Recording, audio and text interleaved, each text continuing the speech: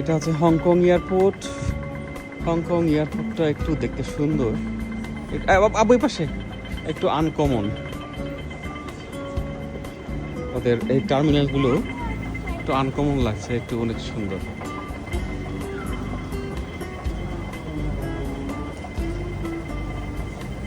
Are you enjoying বাবা?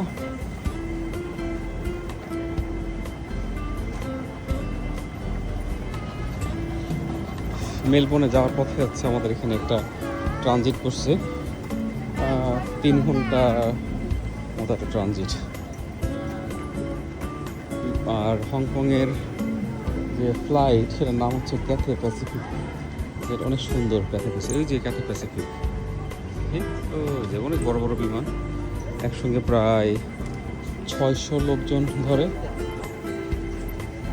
Plus.